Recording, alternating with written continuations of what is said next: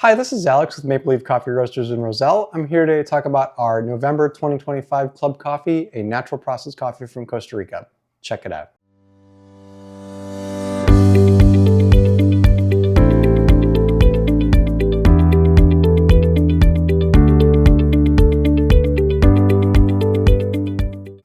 So just as a reminder to everyone, the Coffee Club is a program that we do here at Maple Leaf where we bring in a members-only coffee every month.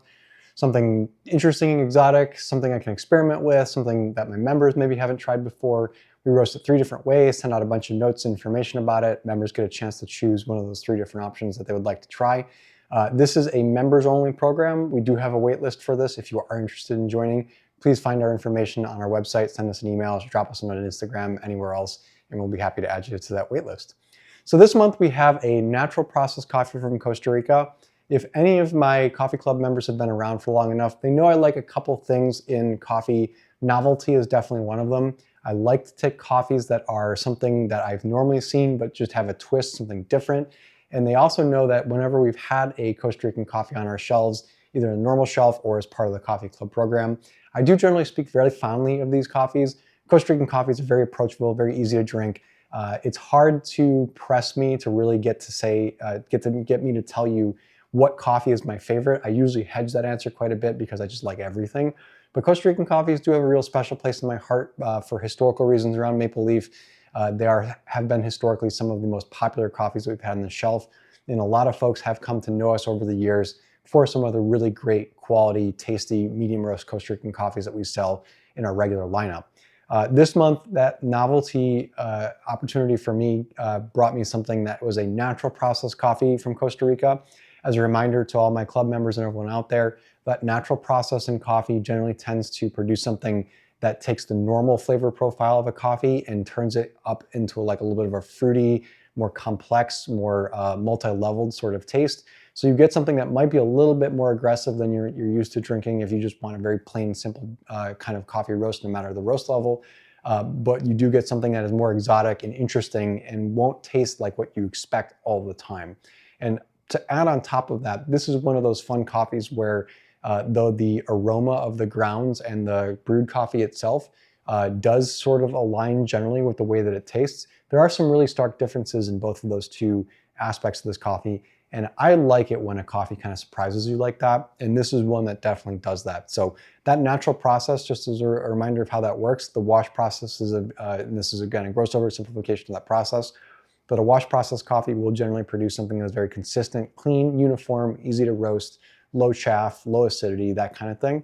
While a natural process coffee, which is the way they process that coffee is that it's dried out on parchment and picked apart from the cherry.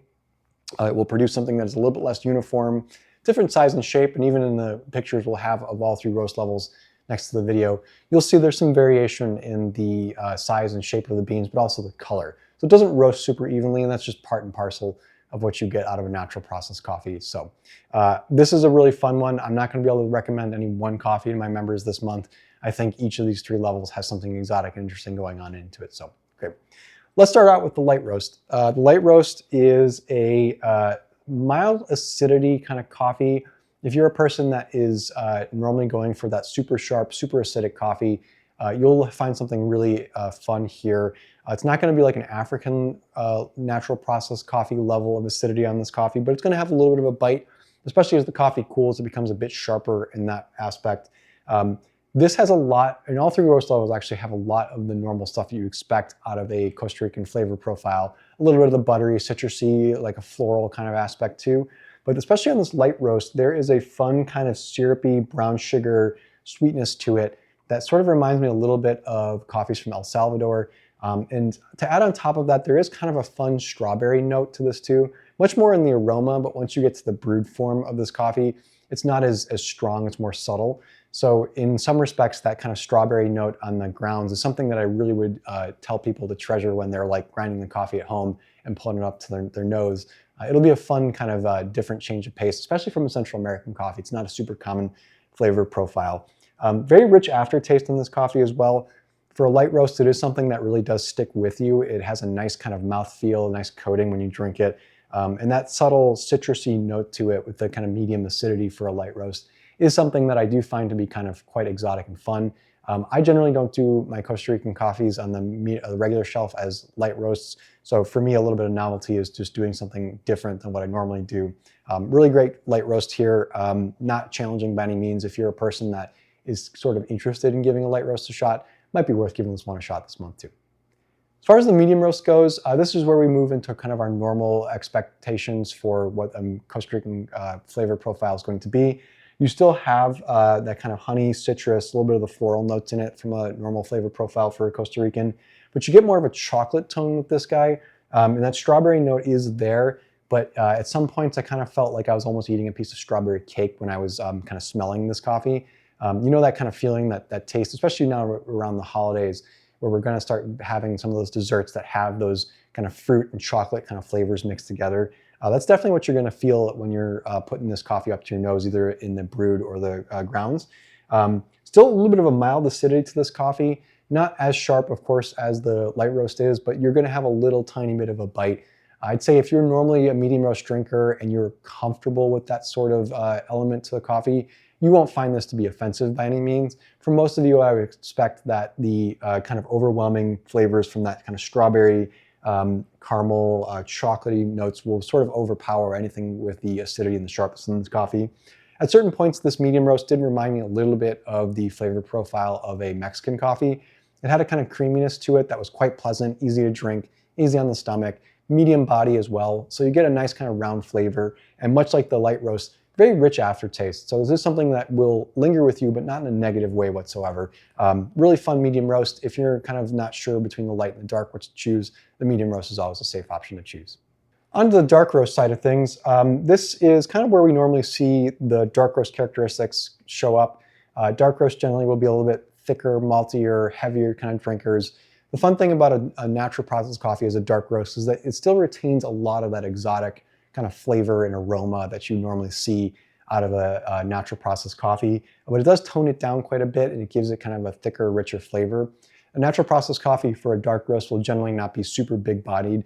So unlike some of the Asia Pacific coffees that we've had in the club and on the regular shelf, this isn't something that's really going to stick with you for a lot longer, like a lot of dark roasts will, but you'll still get that kind of weight to it. At certain points, this dark roast for this Costa Rican did remind me a little bit of a Guatemalan dark roast, especially the Guatemalan coffee that we use in one of our blends, the Winnipeg blend. You still have that kind of creamy citrus, medium body notes here. Those berry hints were still there, but much more subtle, much more obvious of a flavor in the ground coffee than in the brewed form itself. Once you got to the actual coffee itself, that kind of smooth, easy drinking dark roast feel is definitely here. You're going to get some wonderful aromatics out of this coffee in the dark roast form too. The nice thing about a dark roast coffee with a natural process is that you do retain some of that exotic character, something that is going to tell you this is a different coffee. It's not just a plain, simple dark roast, but it's going to have that kind of chocolatey berry note to it that you're just not going to expect if you're drinking a dark roast coffee. So if you're a person that normally avoids dark roasts entirely because you think they don't have flavor or character, this might be one to try this month because you will get something different out of this than you normally would expect. And especially if you're looking to avoid as much as possible any kind of level of acidity in this coffee, the dark roast is going to be the place to stick. As far as the roasting on this coffee goes, natural processed coffees just by default will generally be a little bit more chaffy, and they'll take a little bit of time to kind of settle up once they've been roasted. So I'm going to recommend to all my club members this month, if you do get the coffee and it's within maybe a day or two of the roast date, you might want to wait a couple extra days. Not a ton of chaff on the beans themselves. When we show the pictures up next to the videos, you'll see that it didn't really hang on to much. But when it was in the machine, there was a lot of chaff produced, which is really kind of a surprising element for a Central American coffee. Usually it's not something that you see really well. But other than that, it was a very clean roast, very easy to approach. Didn't use as much heat as normal what I would use on, say, a wash processed coffee. And even the bean sizes were kind of like a little bit on the smaller end for what I would normally expect out of a Costa Rican profile coffee, but still overall pretty easy to roast. So I hope everyone gets a chance to choose a really great option this month that's in the club. And if you're interested in joining the club, like I said, drop us a note. We'll add you to the list. And I hope to catch you next month back for another great Club Coffee video. Take care.